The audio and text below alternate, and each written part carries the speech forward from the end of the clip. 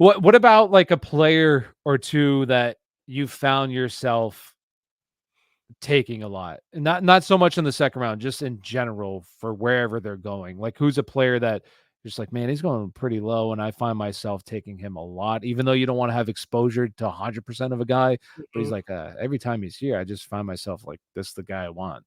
There's two players specifically. Number one, Calvin Ridley. I think this is the easiest one for me.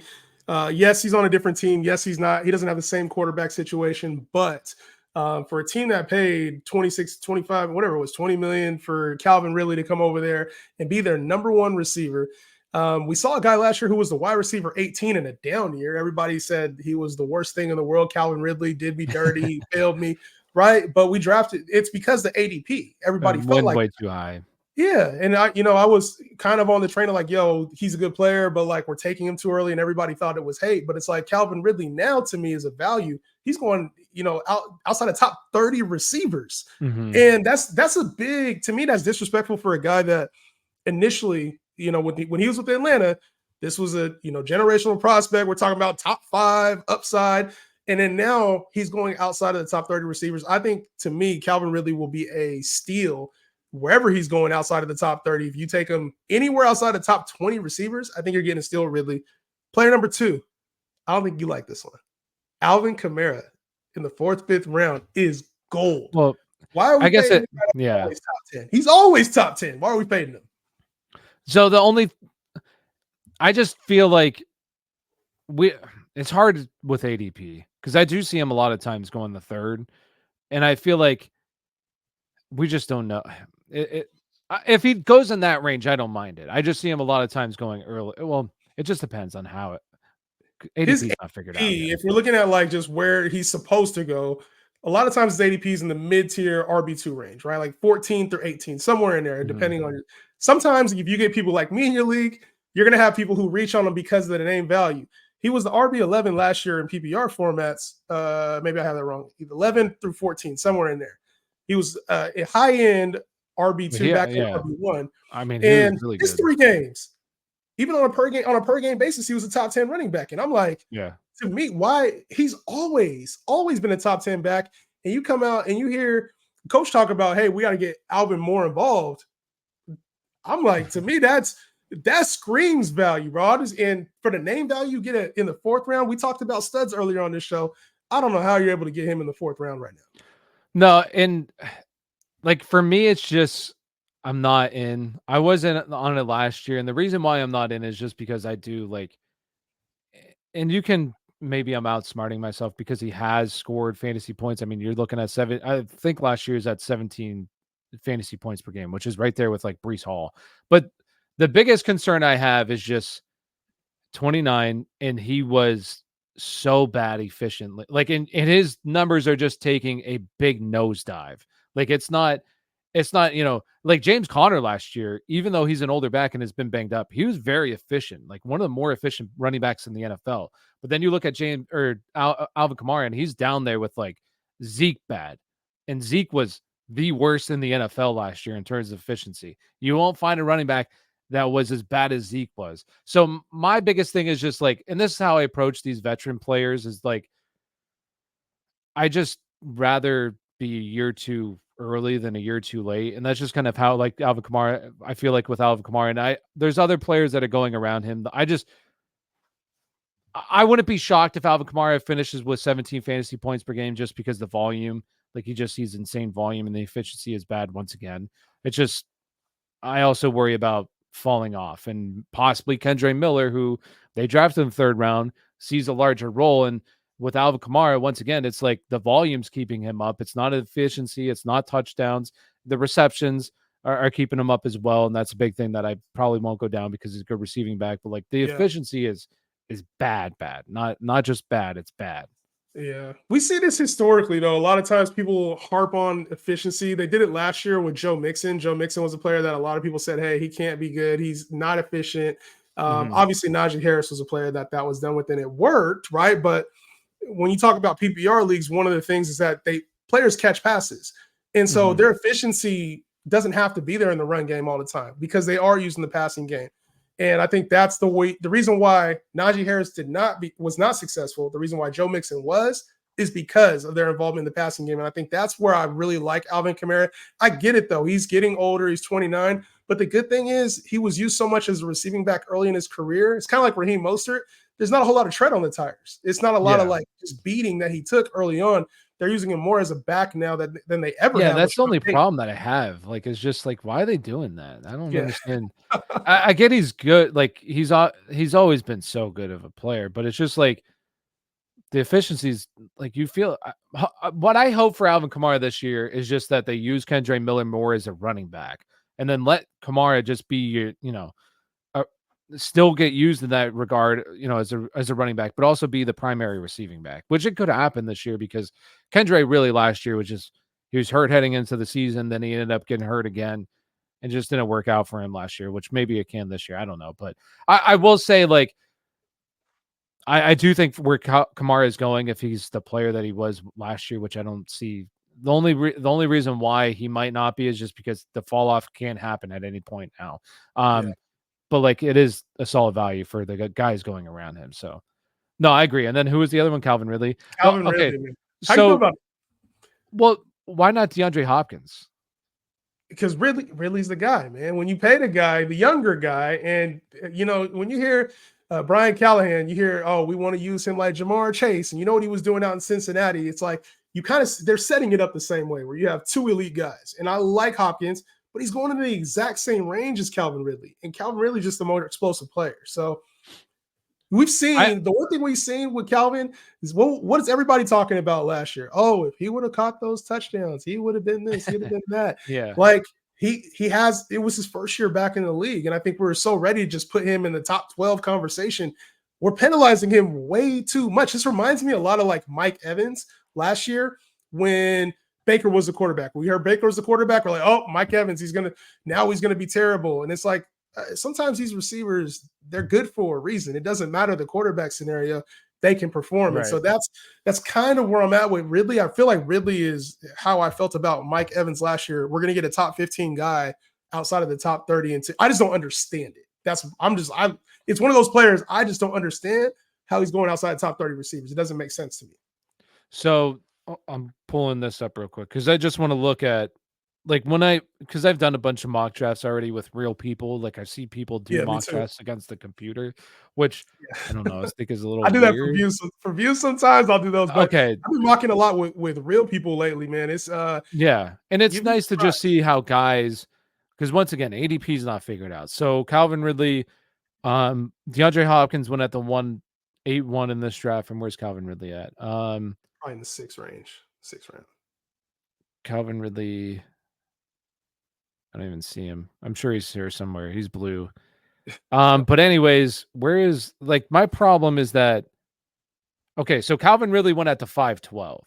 So like that's just my biggest problem is just here, let's go look at one more. So that was the second one. So I'll go to this one.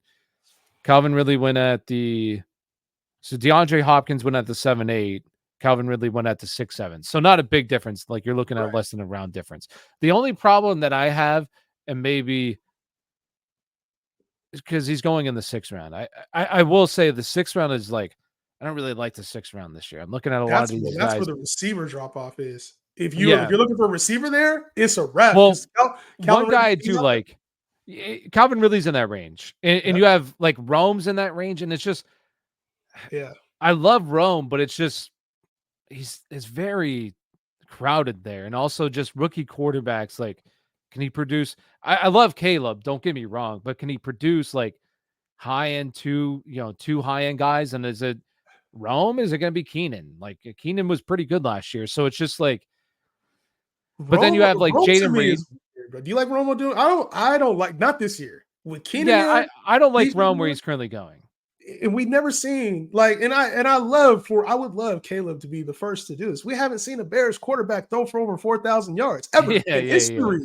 Yeah. The rookie quarterback record is 4,300 yards. So how are we going to get DJ Moore, Keenan Allen, and Rome Odunze to be 1,000-yard receivers? That don't make no damn sense to me. And DeAndre out the backfield, you got Cole Kmet and Gerald Everett, who are 2 receiving backs, and we're expecting Rome Odunze to be over 800, 900 yards? How? The only thing that I'll say with Rome is that, and I kind of talk about this because once again, you see the second half of the season break out for rookies, and I could see a potentially, but still, I'm not drafting Rome where he's currently going. I love Rome for like dynasty because I think Rome can be a damn good receiver in the Year NFL. two. Year two. Yeah, but I don't see like the only thing that I can potentially see is like Rome starts to overtake Keenan towards the end of the season because Keenan's a bit older. Maybe it takes like a slight step back. Maybe Well, he's Rome, brittle. He brittle too. yeah. So like you maybe that, but it is like he goes around Jaden Reed, and I like Jaden Reed because I think Jaden Reed could potentially like last year, very good rookie season, Yeah, could be the wide receiver one there, and I an think he is. offense that's ascending. So he's going around the 6'10" range, and then I also like. I don't know how you feel about him. Also, other people don't like him, but you're getting a discount on a guy who finished off once again. Rookie wide receivers, we see it all the time. Second half of the season, they break out. Second half of the year, this guy was averaging 18 fantasy points per game. And I know we talked about this earlier in the show. You don't want to do that, but for rookie wide receivers and rookies in general, it's important to at least say, like, point that out. And that's Rashee Rice. Now, if Rashee Rice gets 3-game suspension, which Alvin Kamara was last year, and I loved Alvin Kamara because you got that suspension discount. Like Rashee Rice in the middle of the third or sixth round for a guy who was really good last year. Like Yeah, on one of the best offenses in the NFL, attached to one of the best quarterbacks in the NFL. I don't mind that. I So don't mind. What's the suspension? I think his ADP will change yeah, once we know because once we know. we're probably like 3 games. You're right, but 6 to 8. Are you No, still I taking him agree. there? I would be out at that ADP Yeah, if it is 6 to 8. So it's upon nobody's drafting right now for redraft right now, right. so we will know once that happens. But I agree with you. If it is 6 to 8, I'm out at that price. But I Yeah. think if it is 6 to 8, he'll drop. He won't What stay 2 there. players are you He'll drafting? You fall. asked me what players I was drafting. What 2 players are So you drafting?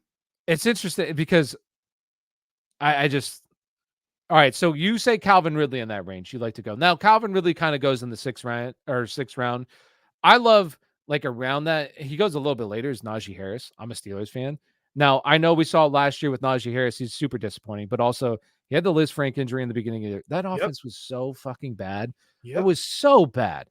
And you have I know you talked about it. Contract year. Also, the Pittsburgh Steelers. I'm a Steelers fan. All right. I'm not saying I know everything about the Pittsburgh Steelers, but I've seen it before. When these running backs are at the end of their contract, Pittsburgh will run their ass into the ground. Yep. I think Najee Harris is going to get ran into the ground. I know a lot of people like Jalen Warren, which I like Jalen Warren.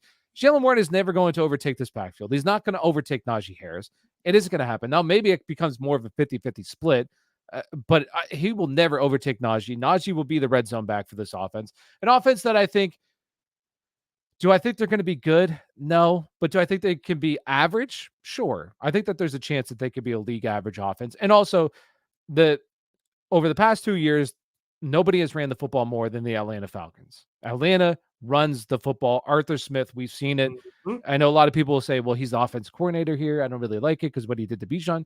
I mean, Bijan was not a good pick because he was going in the first round, but Bijan still averaged over 14. I think it was almost 15 fantasy points per game last year and was, I want to say, right around like RB 14. You're getting Najee in the 7th round.